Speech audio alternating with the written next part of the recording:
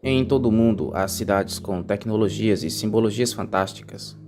Na América do Sul, há múltiplas dessas que são bem mais que pontos turísticos a serem visitados atualmente.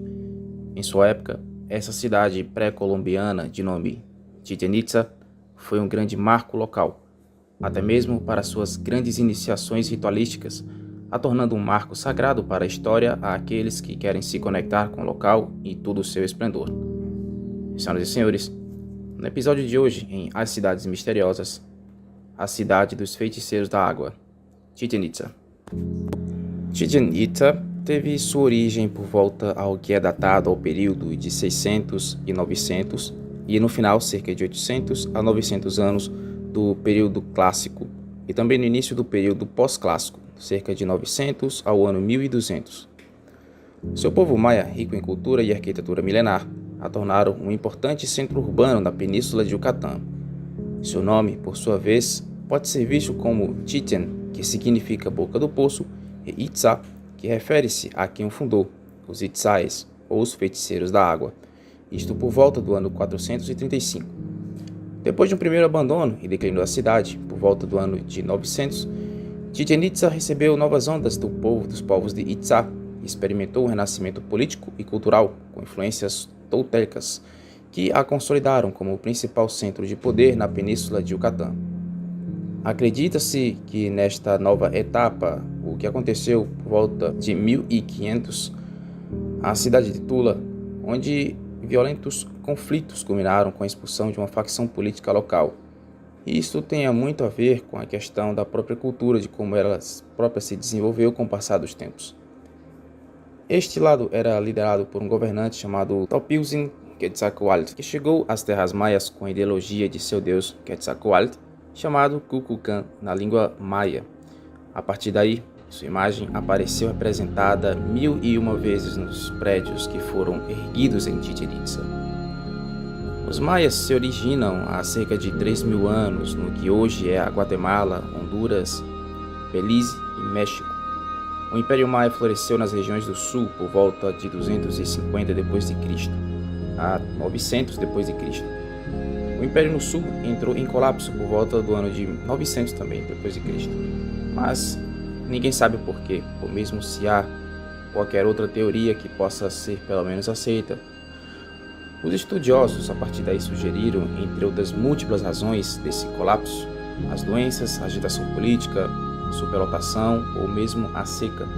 Mas enquanto o Império do Sul estava enfraquecendo, o do Norte, especialmente em Yucatán, floresceu até as conquistas espanholas do século XVI d.C. Os maias eram fazendeiros muito habilidosos e também criaram uma linguagem escrita muito sofisticada. Alguns acham que pode ter sido a primeira língua escrita nativa dos americanos.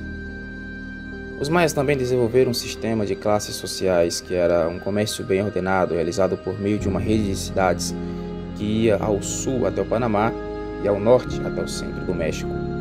Matemáticos, seu sistema numérico incluía o conceito de zero, uma ideia desconhecida dos gregos antigos, os mesmos matemáticos que eram os especialistas na sua época.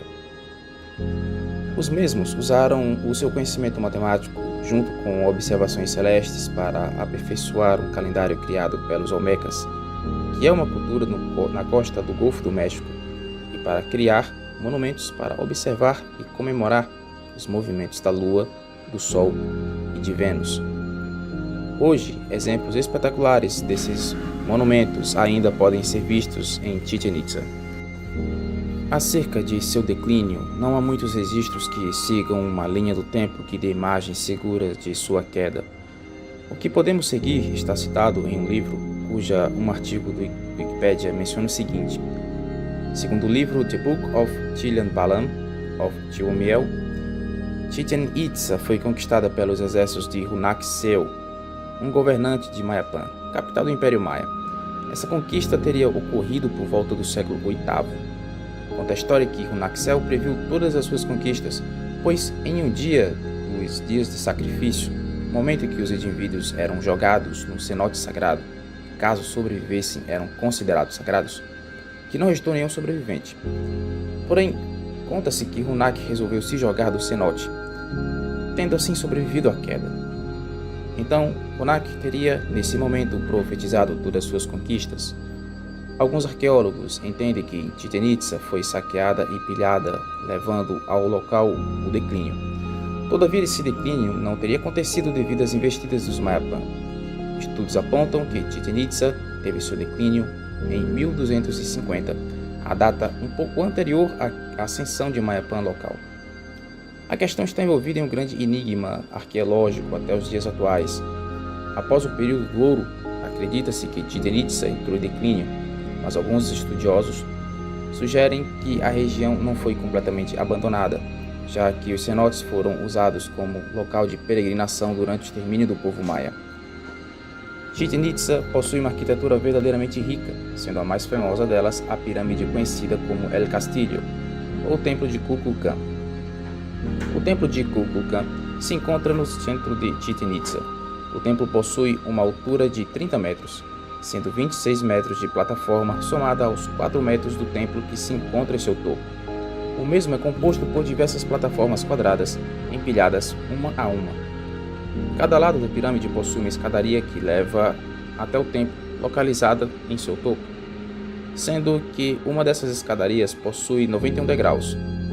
Logo na entrada do templo, temos um único degrau, contabilizando no total cerca de 365 degraus em sua totalidade, representando assim também, simbolicamente, os 365 dias do calendário maia.